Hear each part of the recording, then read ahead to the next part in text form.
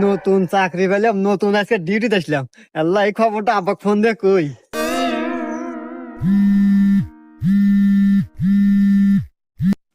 হ্যাঁ বাজান। হ্যালো আব্বা। আব্বা, আমি নতুন চাকরি পাচ্ছি, পুলিশের চাকরি পাচ্ছি। কই? তুই কি করিস বাজান? তুই পুলিশের চাকরি পাচ্ছু? হ্যাঁ, আমার শুনে আত্মাটা জুড়ে গেল বাজান। আমার কত স্বপ্ন ছিল তুই একটা চাকরি করবি, সরকারি চাকরি করবি। যাক বাজান, আমি খুব খুশি হয়েছি বাজান তুই চাকরি পাচ্ছু। আব্বা, ওই আমাদের বাড়ির পাশে যে টয়লেট মোড় আছে না, রাস্তা, এই রাস্তায় আজকে আমি ডিউটি করতেছি। তুমি আসো, দেখা হয়ে যাও। বাজান আমি এই সময় কিভাবে যাবো আমি বুঝতেছি না তো।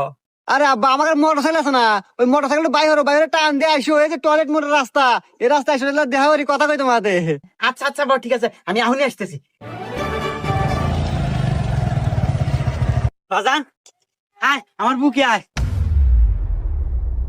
আব্বা, বুয়ে পরে যাইতেছি।